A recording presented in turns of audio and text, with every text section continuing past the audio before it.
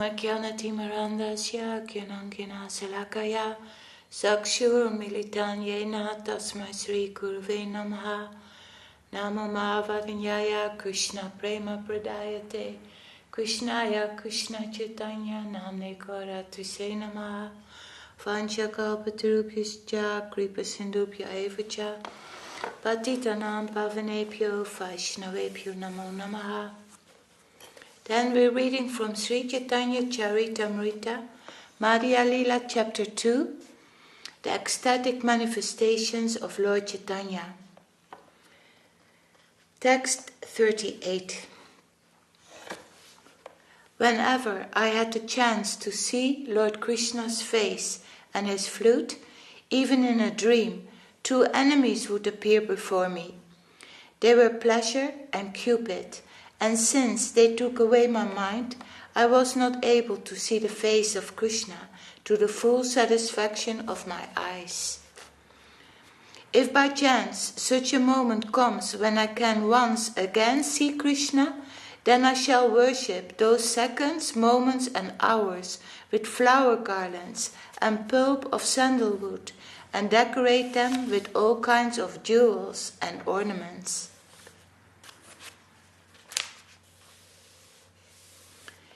In an instant, Sri Chaitanya Mahaprabhu regained external consciousness and saw two persons before him. Questioning them, he asked, "Am I conscious? What dreams have I been seeing? What craziness have I spoken?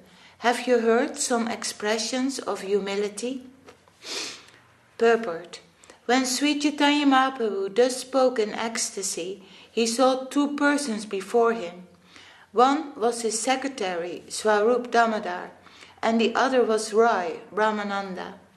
Coming to his external consciousness, he saw them both present, and although he was still talking in the ecstasy of Srimati Radharani, he immediately began to question whether he was the same Sri Chaitanya Mahaprabhu.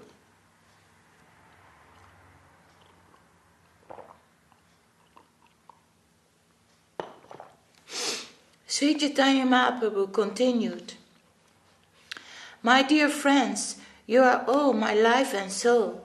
Therefore I tell you that I possess no wealth of love for Krishna. Consequently, my life is poverty-stricken. My limbs and senses are useless." Again, he addressed both Swarup Damodar and Rai, Ramananda, speaking despondently, "Alas, my friends, you can now know the certainty within my heart, and after knowing my heart, you should judge whether I am correct or not. You can speak of this properly." Sri Chaitanya Mahaprabhu then began to chant another verse.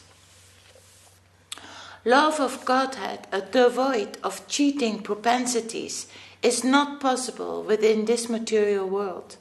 If there is such a love, there cannot be separation, for if there is separation, how can one live? Pure love for Krishna, just like gold from the Jambu river, does not exist in human society. If it existed, there could not be separation.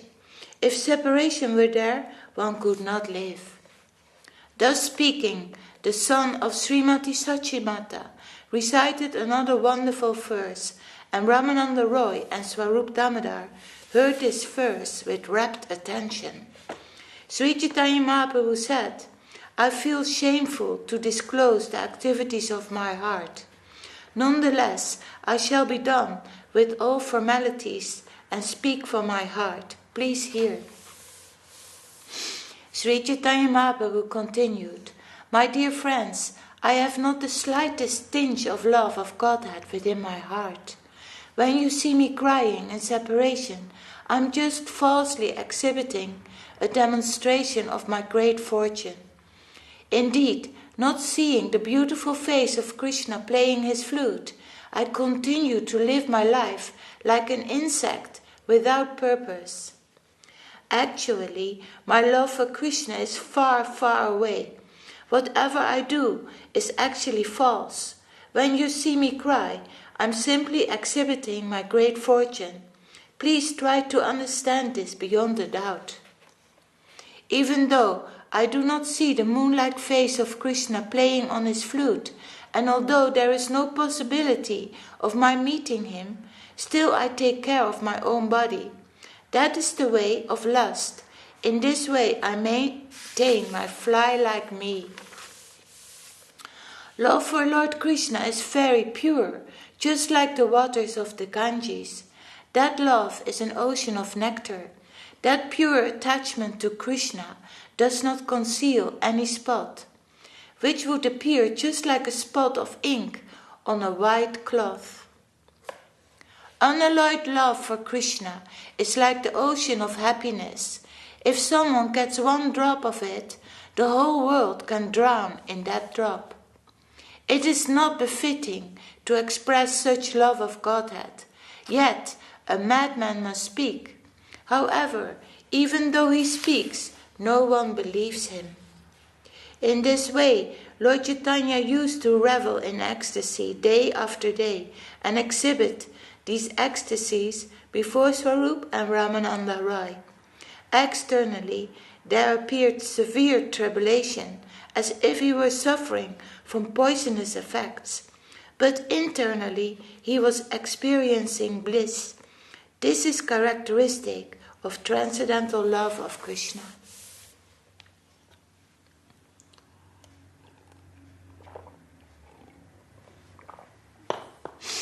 If one tastes such love of Godhead, he can compare it to hot sugarcane. When one chews hot sugarcane, his mouth burns, yet he cannot give it up.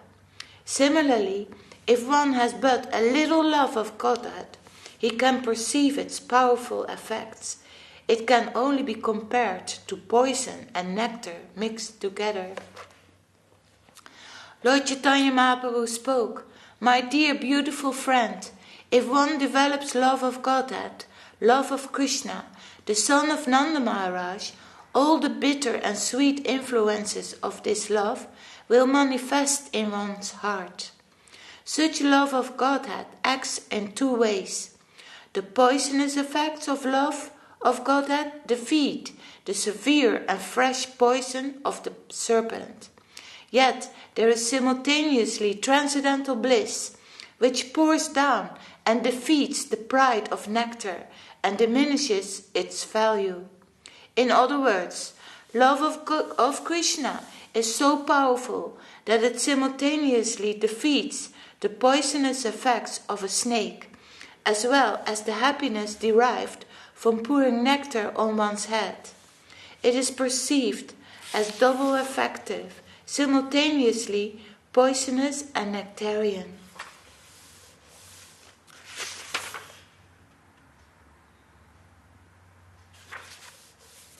When Sri Chaitanya Mahaprabhu would see Jagannath along with Balaram and Subhadra, he would immediately think that he had reached Kurukshetra, where all of them had come. He would think that his life was successful because he had seen the lotus-eyed one, whom, if seen, pacifies the body, mind and eyes. Staying near the Garuda Stamba, the Lord would look upon Lord Jagannath. What can be said about the strength of that love? On the ground, beneath the column of the Garuda Stamba, was a deep ditch, and that ditch was filled with the water of his tears. When coming from the Jagannath temple to return to his house, Sri Chaitanya Mahaprabhu used to sit on the ground and mark it with his nails. At such times he would be greatly morose and would cry, "Alas, where is Vrindavan? Where is Krishna, the son of the king of the cowherd men? Where is that person who plays the flute?" Sri Chaitanya Mahaprabhu used to lament by saying, "Where is Sri Krishna, whose form is curved in 3 places? Where is the sweet song of his flute? And where is the bank of the Jamuna? Where is the rasa dance? Where is that dancing, singing and laughing? Where is my lord Madan Mohan, the enchanter of Cupid?" In this way, various ecstatic emotions evolved, and the Lord's mind, filled with anxiety, he could not escape, even for a moment. In this way, because of fierce feelings of separation, his patience began to totter, and he began to recite various verses. O my Lord, O Supreme Personality of Godhead, O Friend of the helpless, you are the only ocean of mercy. Because I have not met you, my inauspicious days and nights have become unbearable. I do not know how I shall pass the time.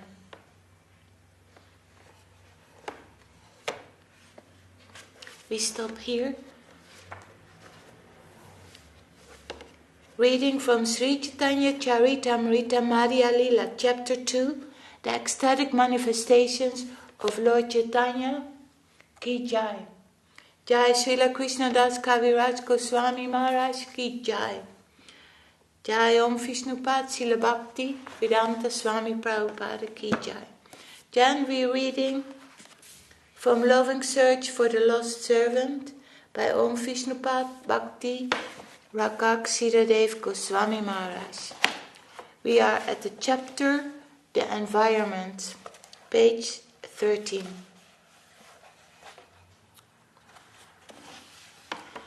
We must try to look deeper, and then we find our friend. If we are liberal in our attitude towards the environment, we cannot but come in connection with the plane, which is really liberal. Prahlad saw that Krishna is everywhere, and Krishna consciousness is commanding the whole. So we must not allow ourselves to be discouraged under any circumstances, however acute they may apparently seem to be. Krishna is there, if only we can develop the right vision. The smiling face of the Lord will appear from behind the screen. Krishna is beautiful, and he is eagerly waiting to accept our services. Devotion to Krishna means sacrifice, die to live. By devotion to Krishna, our whole conception of mundane, self-centered, self-interested life will be finished totally.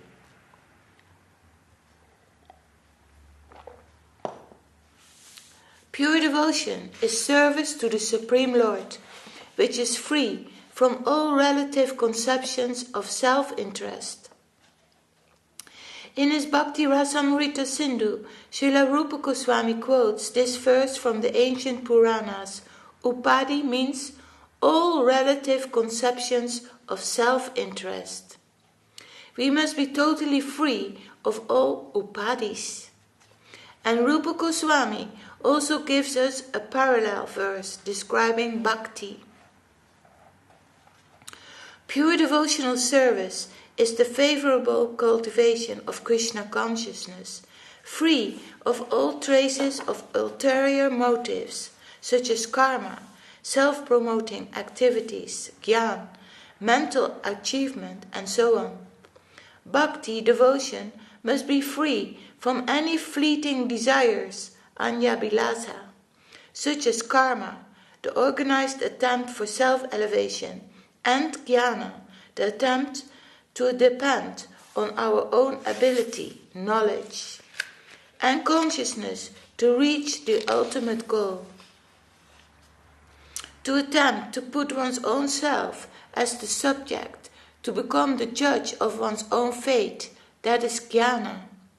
Here, adi means yoga and other external things. These are all overcoatings, avritam, in the soul proper. However, these elements are not found. The soul is an eternal slave of Krishna, Krishna Nityadas. Mahaprabhu said, Jivera Swarupa Hoy, Krishnera Nityadas. Slavery to Krishna is the innate nature of the Jiva soul. In order to realize the Absolute, we must come to the standard of slavery. It will take nothing less than that. We must submit ourselves as slaves to the play of His sweet will. Once the British government had to entertain the Persian Shah, the king of Persia. They invited him to England and tried to please him in various ways to gain his sympathy, so that he would not be converted to the side of the Russian Tsar. They showed him many things, and at one point he was taken to the place where men condemned to capital punishment were beheaded.